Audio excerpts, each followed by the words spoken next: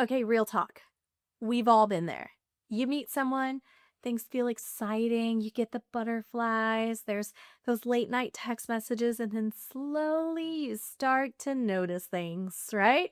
Little things, things that maybe you brushed off or explained away because you really, really wanted it to work out. And if you've ever found yourself Googling, is this a red flag at 11 p.m. while your friends are asleep? First of all, same. Okay. Second of all, this video is for you. Today, we're talking about red flags versus green flags in dating, but not from just a general perspective. We're talking about this through a Christian lens because honestly, the world's version of green flags and the kingdom version of green flags are not always the same thing. And that distinction matters, especially for us Christian women trying to be intentional about who we invite into our lives. So grab your coffee, get cozy, and let's get into it. What is a red flag? Okay. I know most people know what that is nowadays, but let's define it just in case you don't. Okay. A red flag is basically a warning sign, a behavior, a pattern, or a characteristic that signals potential harm to your emotional, spiritual, or physical well being in a relationship. Red flags aren't always loud. Sometimes they're subtle, sometimes they're wrapped in charm and good conversation, right? And that's part of what makes them so tricky. And here's the thing, I think as Christian women, we can sometimes spiritualize red flags away, right? We make excuses and we say things like, well, nobody's perfect, or God's still working on him, or maybe I'm just a little too picky. And yes, grace is real. Yes, people grow. But grace is never meant to be an excuse for ignoring patterns that are genuinely harmful. I mean, Proverbs 4:23 tells us above all else, guard your heart, for everything you do flows from it. Guarding your heart doesn't mean building a wall around it so nobody can get in, but it does mean that you need to discern who you give access to it. And that starts with paying attention. Okay, so let's go through some potential red flags from a Christian perspective.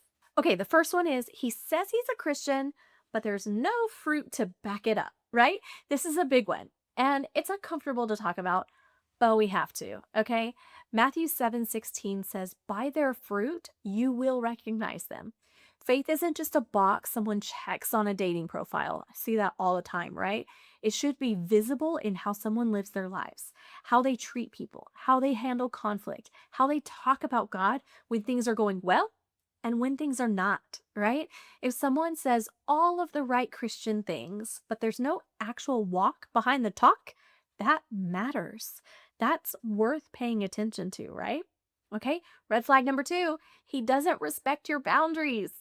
Whether those are physical boundaries, emotional boundaries, or time boundaries, a man who doesn't respect the limits you've communicated is showing you something important about how he views your autonomy and your voice in the relationship, right? Boundaries aren't a punishment. No, they're a form of honor. And someone who honors God should be able to honor the people around them, including you, right? Okay, number three, and I'm going through these quick, I know, but he's inconsistent. Hot and cold, on and off. Consistency is actually one of the most underrated green flags, which is why inconsistency is such a big red flag. If someone's attention and affection fluctuate based on mood, circumstances, or convenience, that's not a solid foundation for a relationship. Love, as described in 1 Corinthians 13, is patient, kind, not self seeking, right? Inconsistency often reveals someone who is prioritizing their own comfort over genuine care for you. Okay, number four, he isolates you from your community. Yeah, this one is a serious one. If someone subtly, or even not so subtly, pulls you away from your friends, your family, your church community, that is a significant red flag. God designed us for community, right? Ecclesiastes 4:9 and 10 reminds us that two are better than one because if one falls down, the other can help him up. A healthy partner should want you to be surrounded by people who love you and support you, not compete with that or try to be your only source of connection, right? Am I hitting a nerve with any of these? If I am, I'm just trying to be straightforward out of love, okay? Number five, he has no accountability in his life. Is he in community? Does he have a mentor? Does he have friends that speak into his life, a church that he's committed to? A man who isn't accountable to anyone is a man who can do anything. That might sound harsh, but accountability is one of the markers of genuine spiritual maturity. It's how we all grow, right? Okay, now I don't want this to just be about the red flags. That was a few of them. There are many more I could list, but let's shift gears because I want to talk about some less scary things. Let's look at some green flags because you deserve something good and good men do exist. I promise. Okay. Number one, green flag, he pursues God independently of you. One of the most attractive, and I mean genuinely attractive things, is a man who has a real relationship with God that has nothing to do with impressing you. He reads his Bible on his own, he prays on his own, he's involved in his church community for reasons that existed before you ever came around, right? That kind of foundation is what a healthy God-centered relationship is actually built on. Okay? Number two, he's honest, even when it's uncomfortable. Okay? Honesty is a fruit of integrity, and integrity is a fruit of character. A man who tells the truth about his feelings, about his past, about his struggles, even when it's not what you want to hear, is showing you that he values real connection over the illusion of a perfect image. And that's rare and worth noticing. One of my favorites, number three, is a man who makes you feel seen and safe. I recently had a conversation with my therapist about getting back out into the dating world and creating a list of what I'm looking for. And one of the first things she's talked about was, how do you want him to make you feel? Okay. Not like what qualities he has, not physical attributes. How do you want to feel in your relationship? He makes you feel seen and safe, not just flattered, not just excited, safe. There's a difference, right? Flattery can be a tactic. Safety is a gift. When someone genuinely sees you, your personality, your dreams, your quirks, your faith, and responds with care rather than judgment or manipulation, that is a green flag worth paying attention to, right? Okay, next one, number four, he handles conflict in a healthy way. You will never really know someone until you see how they handle a disagreement, right? Do they shut down? Do they get defensive and lash out? Or do they stay calm, communicate clearly, and actually try to work toward a resolution? Yeah. Ephesians 4:26 says, in your anger, do not sin. The ability to disagree without destroying is a major green flag. And it tells you so much about what life would look like with that person. Number five, he respects your vision and your calling. You are not supposed to be a supporting character in someone else's story. You have a God-given calling, you have gifts, dreams, and a purpose.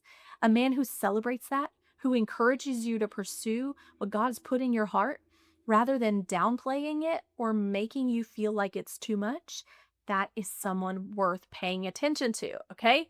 Major green flag, right? Okay, but here's what I want to say that doesn't often get said enough, okay? You're allowed to trust what you observe. You are.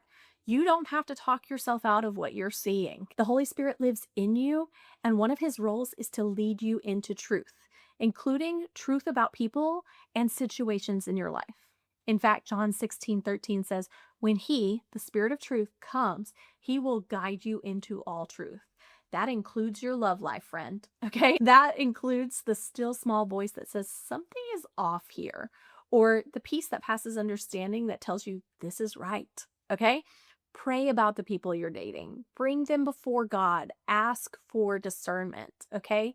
And then trust what he shows you, even if it's hard, even if it's disappointing. Sometimes it will be, even if it means letting go of somebody you really wanted. Because here's the truth. Settling for less than what God has for you is not humility. It's not selflessness. It's not even faith. It's fear. And you were not created to live in fear. You were created to live in the fullness of what God has prepared for you. Okay? Red flags are real. They are out there. Green flags are also real. And there are men out there who have these green flags. And I pray that you find them. And I pray that you have the wisdom and discernment and the Holy Spirit to help you tell the difference. You don't have to figure this out alone and you don't have to rush. So be patient with yourself, be honest with yourself, and keep your eyes open. Not out of suspicion or fear, but out of confidence that you know your worth, you know what you deserve, and you trust that God's plan for your life, for your love life specifically, is good. It is, okay? And if this video encouraged you, I would love it if you would share it with a friend who might also need to hear it. Maybe they've got some red flags, green flags going on that they need to discern. Drop a comment below. I would love to know what's a green flag that you look for that doesn't get talked about enough. And let's have a conversation. And until next time, have a blessed week.